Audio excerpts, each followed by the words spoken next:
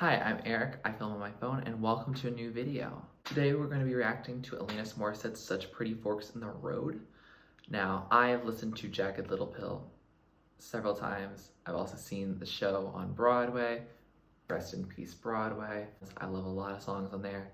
You Ought to Know, Hand in My Pocket, and Not the Doctor are my Holy Trinity.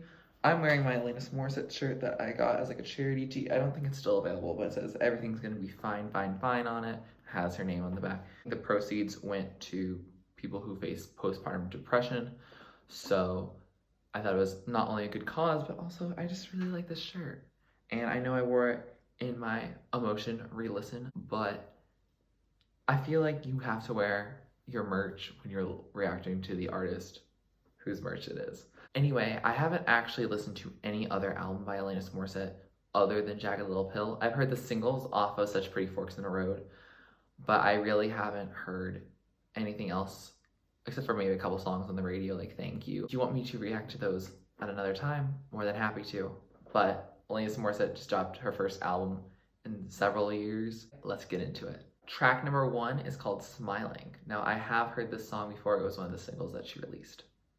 A lot of her lyrics are already very deep, so it may be difficult for me to catch the message the first time around. I like how the percussion picks up here. Wave of my white flag. She has such a distinct singing voice, and it's really beautiful. Keep on smiling. And of me giving up. No surrender, if that's what you call it. The Anatomy of My Crash. I didn't catch that before.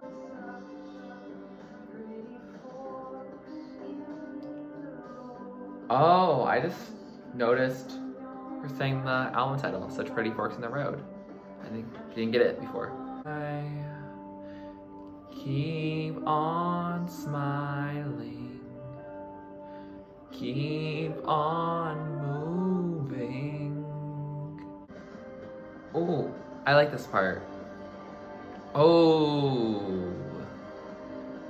So that was Smiling, and I have to say, I like it a lot better than I think I originally did.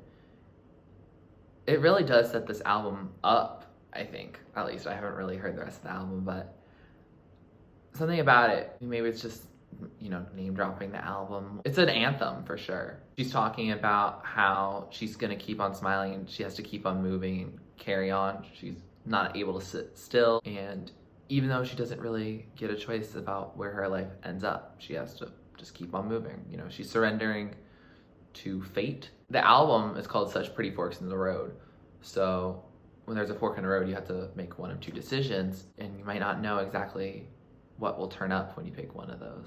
It's a really interesting title and a really interesting song. I think I'd have to listen to the album further in order to say, yo, I really like it. Sonically, it's distinct. And I think one of the things I really like about Alanis is that her singing is very distinct. Like, if she's singing on a song, you can tell it's her. And I really like that. It sounds a lot like her interlude on Halsey's Manic album that dropped earlier this year. It's just such a really cool sound. It's very not mainstream. And I think I really like that about her, is that she has that choice that she's made. Track number 2 is Ablaze. Sounds almost like a stream of consciousness. I like how it builds a little bit more in here.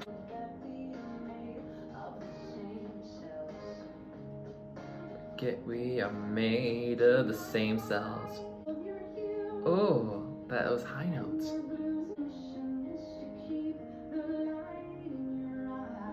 My mission is to keep the light in your eyes. Ablaze. Oh. As you can tell, it's an eyes closed kind of song. I feel like this album will be very eyes closed. I like those very percussive guitar hits.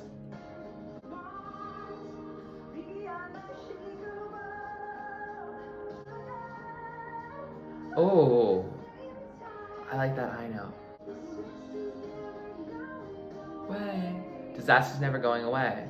My mission is to keep the light in your eyes ablaze. Oh, this is so sweet. This is so pretty. In your eyes ablaze. So that was Ablaze, and I really like it. I was a little nervous at first. It did sound like almost a little simple at first, and I didn't know if I was gonna like it, but I think I really connected because of the lyrics. It sounds like she's talking to, I think, her daughter. I think she said girl at one point. It's like this parental relationship. It's like, my goal is to make sure that you stay optimistic and enthusiastic about life, stay happy, and I will do everything in my power to help with that. That's beautiful. I like that a lot.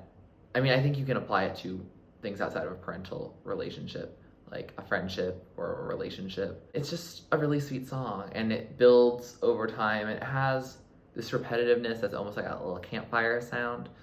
So, I don't know, I really like that. It's the first song on this album so far that I hadn't heard before, and I really like it. The rest of the songs are anything like this, I think I'm gonna like them too. Track number 3 is Reasons I Drink, the lead single, I think, for this album. I love a good piano in a song. I'm not. Period. Since I was single digits, I forgot about that. She started working young. Her vocals sound a lot like her in You Oughta Know from Jagged Little Pill. We are. Oh, oh, oh. I love her vocals here.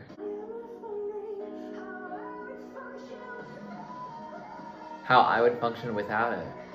Shoot. I really like how she changes the lyrics in the chorus each time. It makes you feel the melody a lot more. Oh, oh, oh.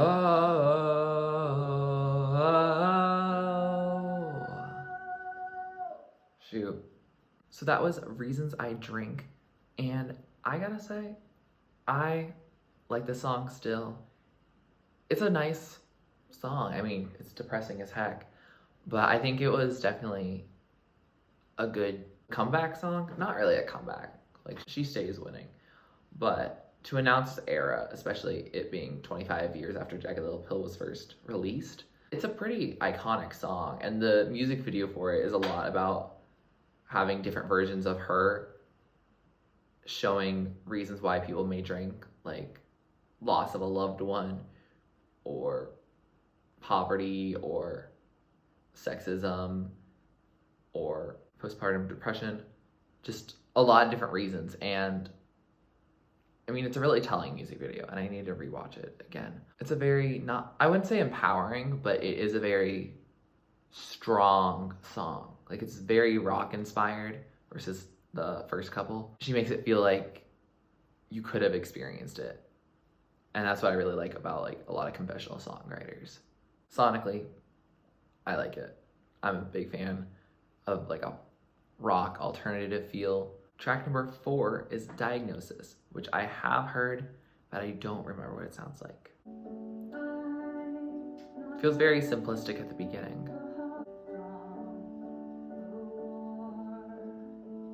Word. So is it a mental health song or being alcoholic again? I no longer give a damn about things that used to matter. Eyes closed. I think I hear some violins there. They're really pretty. 'Cause I don't even care anymore. I can't even remember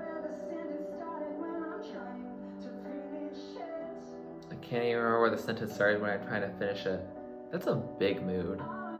I like this effect, but it's making it very difficult for me to understand what she's saying. She sounds like she's about to cry.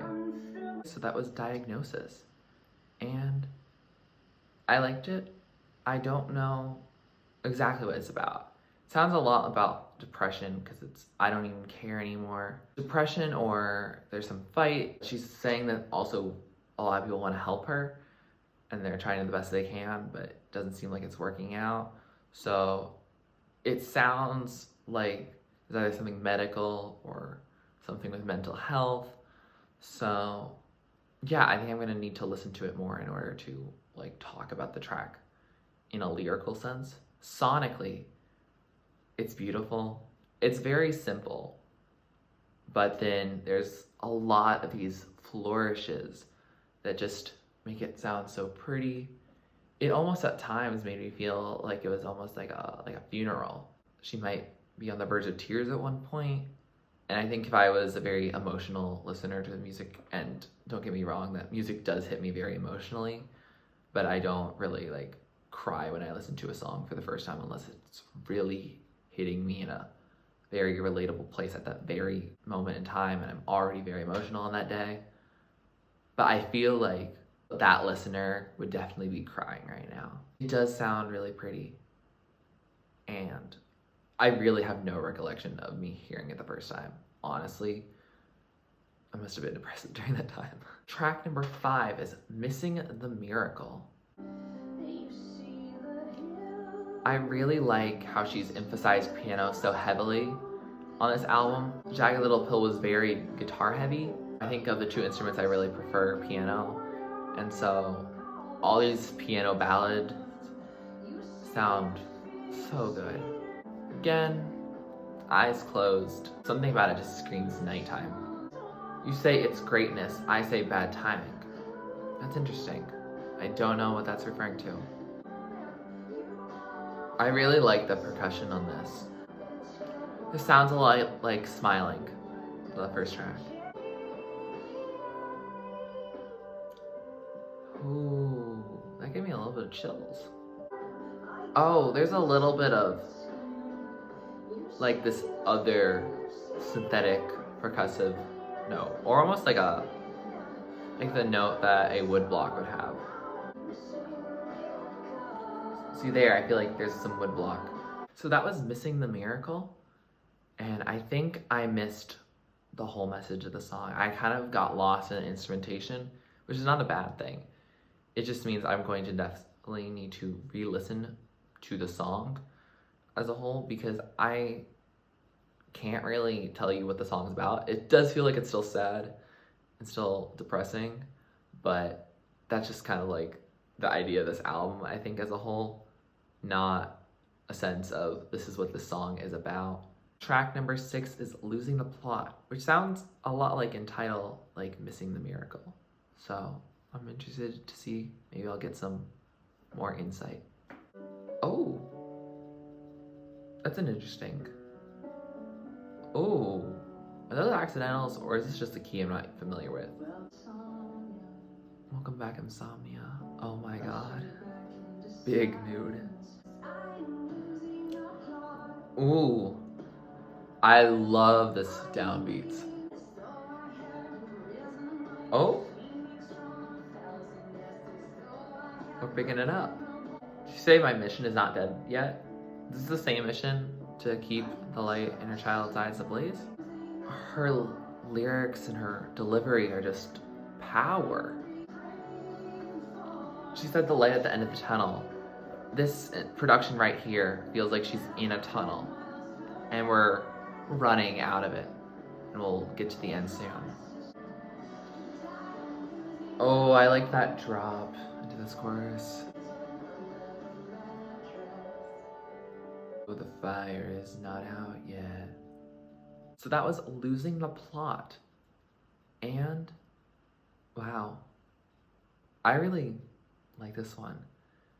It feels like a turning point in the album, because I feel like it calls back to Smiling, and it's like, this is the first wave of my white flag. I think she said, I am done superwomaning. I have laid down my cape, like I'm retired from that. It's a sense of giving up. But she's like, the fire is not out yet. And she's giving up as if she hadn't done all these amazing things. That's what I'm getting, at least, from this first listen. I may be reading wrong and incorrectly into this, but I feel like that's where it is. It feels powerful. Like, it's depressing, but like there's some sense of like, I'm powerful. Like, I know I could push past this. For some reason, I'm not. It's that dichotomy of feeling like you're like amazing, but also you're scared as heck to keep on doing it, and you feel like it's impossible. I don't think that goes away as you get older, I guess, which is really unfortunate. Sonically, really like it. There's a lot more instrumentation in this than I feel like some of the previous tracks, and I really like it. It's a great way to start the second half of this album. Track number 7 is Reckoning. I have heard this song at least once. I don't remember what it sounds like though. I love piano, and dang near every song on this album is eyes closed. The piano here makes me feel like there's snow. It feels wintry. She said the house is on fire, so there's already juxtaposition in my head. The percussion here sounds like doors slamming.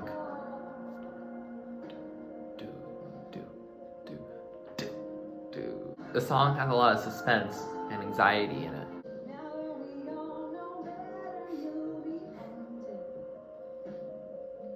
Now that we all know better, you'll be haunted. Ooh. I like the bass here. Feels very cloud-like, airy, but very haunting. Sounds almost like the ah from Frozen 2.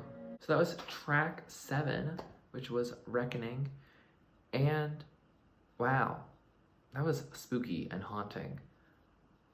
It was hard for me to pick out a ton of images, but one of the images I remember was they attacked her, and everyone who was supposed to be by her side didn't really show up, or when they were there, they had their eyes cast to the ground. So they were supposed to defend her, and they didn't. And I don't know if this is something about feminism, about how people don't believe women when they really should, or if this is even a call to the fight for racial justice and how you would think that the police would care, but they often don't. That's how I'm hearing it, at least going into the month of August, being like, oh, is it super tied to current events, or is this something that's more deeply personal for her? It felt kind of long, honestly. It's, I think, the shortest song on this album, but it felt very long for some reason. Track number 8 is Sandbox Love. By the title alone, it feels like it's gonna be about kids. Catapult me out of this fantasy. It's a little bit more upbeat than a couple of her other songs.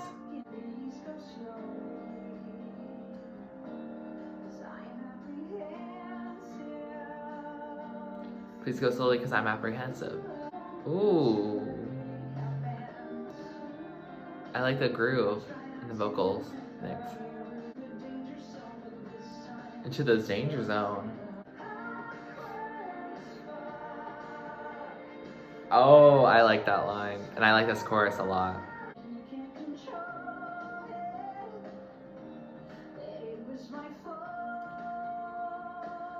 Oh. Oh, shoot.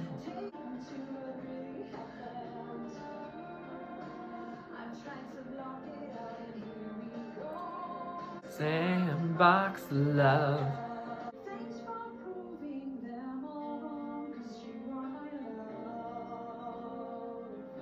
So that was Sandbox Love, and wow. There's a lot to unpack there, and I don't want to make huge assumptions because I think I need to go back and read some lyrics later. But it sounds like she had a lot of intimate encounters that were very problematic and not consensual and not mutually beneficial and just bad overall, like should not have happened. And so she's trying to go back into her mind of how all that happened, and maybe that's one of the reasons she drinks. But then she finds her partner, because I think she is married now. Being able to trust someone, especially after losing that trust, especially if it was multiple times. Wow, that's a journey. And kudos to Alanis for growing as a person, but I feel so bad for her having to experience that. It's a lot to deal with, and it can haunt a person for the rest of their lives. Sonically, I feel like I got lost in the lyrics, so the opposite of Missing the Miracle, but I think I like it. I just need to get into the story more because it feels really important, and I don't think one listen does it justice. Track number 9 is Her. Oh, we're doing another moody piano ballad. Yep, we're doing a moody piano ballad. Who is she? Her vocals are so pretty and delicate. Beautiful.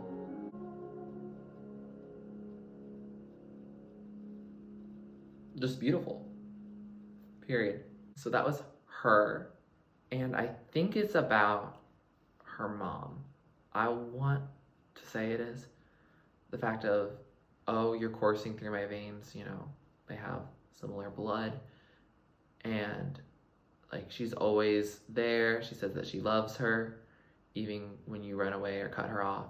And I was torn whether it was her mother or her daughter, but I feel like, first of all, we have Ablaze for her daughter, and it also wouldn't make sense why you would cut off your own child, but I feel like you can cut your mother off and then she still says she loves you. You know, it's not neglect when you do it. It's a very pretty song. I think I need to listen to the lyrics. I think I need more time also sonically with it. It's a piano ballad, and it's definitely experiences that she's had, and I'm not sure exactly how much I relate to them, or if I find the music itself to be something that I personally would find myself like gravitating towards. Track number 10 is Nemesis, and this song is almost 6 minutes, so let's get ready. Ooh, I like how it already feels a little more upbeat. Celestial mosaics, that's such a pretty line. Done further than I've ever been before. Change, you are my nemesis. I like that percussion. I think this is the fastest this album goes in terms of the song BPM. Sad dancing. Emotional stress. Yeah. Ooh, I like this transition.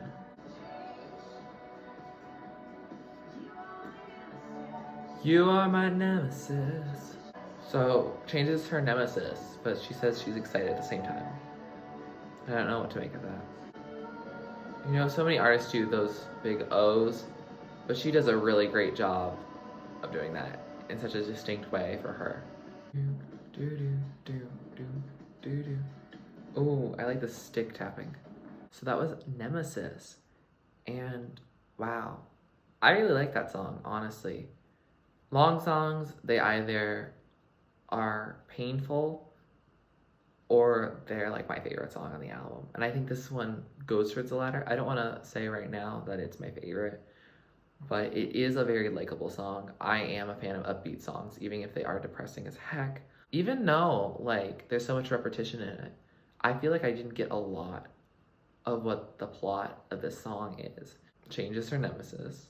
We figured that out. I think it brings some context, I guess, to her relationship with like alcoholism and other experiences and mental health, because it seems that when her life changes, it's hard for her to cope. She kind of likes to hang on to what she knew before, and that's very fair. I totally get that. It seems like she fears the unknown because it destabilizes her existence. There's like maybe a part of her that's excited. I don't know. I am trying to just figure this out as I go, so I may be very incorrect, but let me know what your thoughts are about that. Sonically, again, I really like the fast-paced tempo of this, even though it's like the longest song, but still much more fast-paced. It makes me think, did she have a slower version of this? But then it was like, oh shoot, this is 8 minutes long. We can't have that on the album, which I'm totally down for an 8-minute song if it's good. But I think I really appreciated that the song wasn't longer than 6 minutes. I feel like that could have been a lot to handle. Track number 11, the last track on this album, Pedestal. We're gonna end this with another ballad. Just mess me up, fam.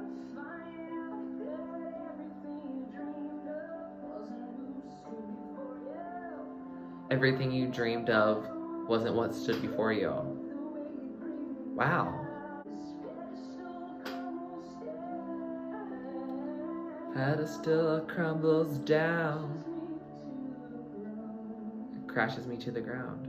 This is a song about worshiping an idol.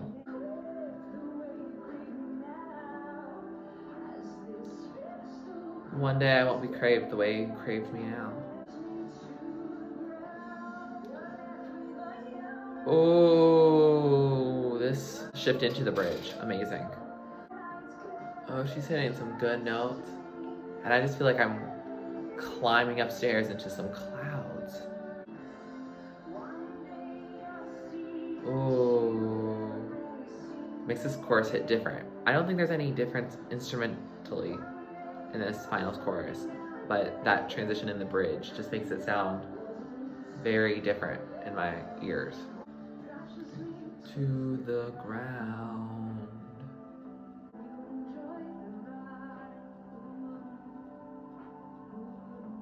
I hope you enjoyed the ride. Who wouldn't? Who wouldn't? Oh, is that how the album ends? That was Pedestal. Wow. I'm sorry, that last line just hit me. I hope you enjoyed the ride. Who wouldn't? Who wouldn't? And that's the end of the album. So this album was a whole ride. Wow. The message of this song reminds me a lot of idol worship from Paramore's After Laughter album. And it also reminds me a bit of Liability from Lord's Melodrama album. Both incredible bodies of work. I'm more than happy to re-listen to those on this channel. It's basically talking about, hey, I know you idolize me and you love me now, but I don't think you're gonna love me later. I just don't trust you, frankly, to do that. Because she's been burned that many times before. It's similar to idol worship and After Laughter because she's literally like, I hate to let you down. You'll find the real me and you're gonna hate it. And then Lord and Liability is like, till all the tricks don't work anymore and then you're bored of me. And it's definitely going into a sense of imposter syndrome. Like, she doesn't think that Alanis isn't this amazing artist that she really is. I mean, I've only listened to 2 of her albums, but these 2 albums are great at making a career. And there's been several albums in between it that I'm sure are also very good that just haven't gotten the same recognition from me or from other people. I just like the song. There's a lot of powerful images in it. It was easy for me to pay attention to both the instrumentation and the lyrics, and I think they worked together harmoniously. Yeah, what a closer, honestly. That brings us to the end of this album, and wow, I'm glad I listened to such Pretty Forks in the Road. It's a great album, and I know it was delayed by a couple months because of the pandemic, but I'm glad that we finally got it. I'm glad that we can listen to it now because it's a very emotional record. And I think we have to alternate between listening to some really happy songs that are coming out during quarantine and then some real moody records that are also coming out during this time. Even though it's not really explicitly talking about anything that's happening during this time, I think it works. This album really works for the time that we're getting it. It's very piano heavy, and I personally like that. That might not be everyone's thing to hear semi-similar sounding songs on the same album, but I think it makes the album very cohesive. there's definitely a story to it. She's like, yo, I give up most of this. Like, it's a real depressing thing. And I thought she would come out more smiling, I guess, and happier. But, you know, that's not how it always is. Sometimes it's like, I'm just going to be very moody for a while. And that's totally valid. It's part of the human experience. Let me know if you want me to listen to other albums by Alanis, because after listening to these two, I think they're both really good. And while she's obviously changed her messaging since 25 years, like, there's still a lot of cool things that I really admire her. I really like her voice, honestly, as a whole. Please like this video if you like it. Please comment down below what you'd like to see next on this channel. Please subscribe to my channel if you're not already and you'd like to be. And thanks for watching. This is TurtleStormer. Catch you later. It's storming turtles from out of the sky. Turtles, don't need to know why. Smile big, open your eyes. It's storming turtles, from out of the sky. Turtles, don't need to know why. Smile big, open your eyes.